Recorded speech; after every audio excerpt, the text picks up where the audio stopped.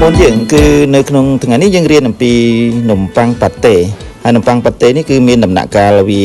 ច្រើនក៏ប៉ុន្តែនេះគឺជាដំណាក់កាលទី1គឺដំណាក់កាលធ្វើនំប៉័ងសាបណាហើយអាមាញ់មិញគឺជារូបមន្តហើយនេះគឺជាគ្រឿងផ្សំដែលយើងបានថ្លឹងរួចហើយ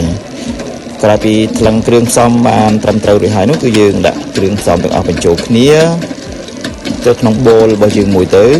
រួចហើយយើងយកទៅវាយវាឲ្យវាស្វិតល្អកន្លែងនេះខ្ញុំមិនចាំបាច់បំអត់ទេព្រោះអីរូបមន្តនំប៉័ងគឺរបៀបធ្វើនំប៉័ងបងប្អូនទាំងអស់គ្នាបានដឹងហើយ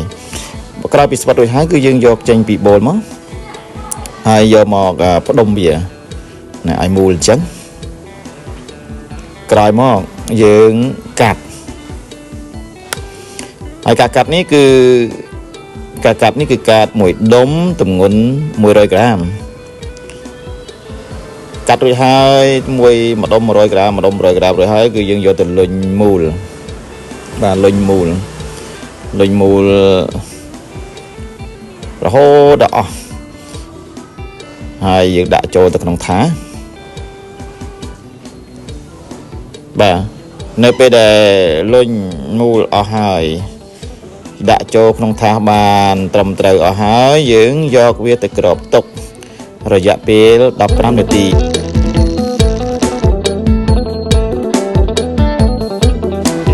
ហ្នឹងហើយក្រោយពីគ្រប15នាទីរួចហើយយើងយកនំប៉័ងដែលយើងលុញមូលមិញហ្នឹងយកមកលុញជារាងនំប៉័ងគឺលុញជារាងនំប៉័ងសាបបែបនេះបងប្អូនបែបនេះបាទគឺបែបហ្នឹងកន្លែងនេះគឺអត់មានអីដែលត្រូវបញ្ជាក់ច្រើនទេព្រោះអីបងប្អូនទាំងអស់គ្នាបានចាក់ហើយ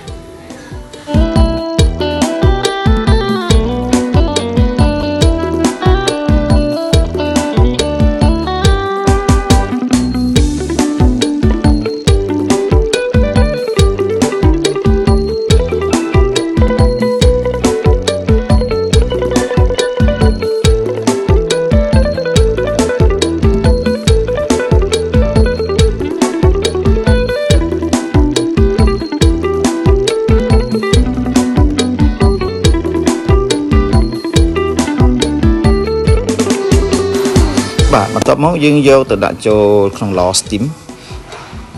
រយៈពេល30នាទីហើយ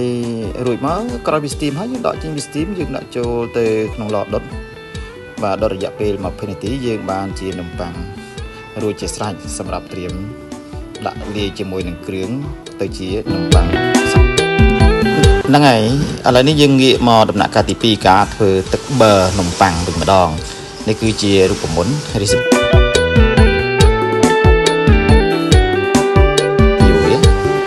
យនេះគឺជាគ្រឿងផ្សំដែលយើងបានថ្លឹងរួចរាល់ហើយណាបន្តមកទៀតយើងយកគ្រឿងផ្សំហ្នឹងយកទៅវាយនៅក្នុងម៉ាស៊ីនហើយចំណុចពិសេសរបស់វានៅត្រង់នេះត្រង់ថានៅពេលដែលយើងដាក់ប្រេងក្រុមទី3នេះណាពេលដែលយើងដាក់ប្រេងចូលទៅវានេះគឺយើងដាក់ម្ដងតិចយើងអត់អាចដាក់ច្រើនបានទេគឺដាក់ដោយតិចនៅត្រង់ចំណុចនេះគឺហាមដាច់ខាតហ្មងមិនអាចចាក់ប្រេងម្ដងចាក់ឲ្យអស់ហ្មងទេឬមួយក៏ចាក់លឿននេះគាត់ថាចាក់លឿនទៅមិនដាល់ឲ្យការវាយនៅត្រង់នេះវាបែកប្រមាណសុទ្ធវាបែកអត់ល្អទេបាទអញ្ចឹងត្រូវការចាក់ម្ដងតិចបានអាចទទួលយកបាន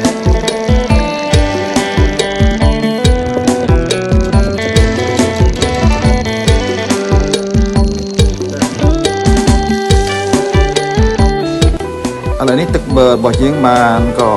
ធ្វើបានបញ្ចប់ដែរធ្វើដល់ដំណាក់កាលបញ្ចប់ហើយគឺបានជាទឹកប៊ឺសម្រាប់ចុងក្រោយហើយយើងចាក់វាចេញដើម្បីរក្សាទុកនៅក្នុងចានមួយបាទឥឡូវនេះយើងទុកទឹកប៊ឺមួយដៃសញ្ចប់ព្រោះអីយើងបានធ្វើរួចរាល់ហើយយើងនឹងទៅបន្តធ្វើមួយដំណាក់កាលបន្ទាប់ទៀតបាទបងប្អូននេះជាដំណាក់កាលទី3ការធ្វើសាច់ចិញ្ច្រាំសម្រាប់លាយនំប៉័ងហើយនេះគឺជា recipe របស់ដំណាក់កាលទី3បាទខ្ញុំដាក់ទាំងការកត់លក្ខណៈខៀននិងឯកសាររបស់គ្រូនេះជាក្រុមទី1គឺសាច់ជ្រូកចាំបានន័យថាយើងទិញសាច់ជ្រូកដែលគេកាត់រួចហើយបន្តមកទៀតគឺប្រេងហើយនិងខ្ទឹមសជាក្រុមទី2 ហើយក្រុមទី3គឺយើងមានទឹកស៊ីអ៊ីវយើងមានម្សៅស៊ុបយើងមានប្រេងនិងស្ករសហើយបងប្អូនយើងកំពុងក្រុមការងារយើងកំពុងតែខ្លាំងបាទក្រុមការងារកូនសាសវិញណាកំពុងខ្លាំងហើយក្រុមទី4គឺ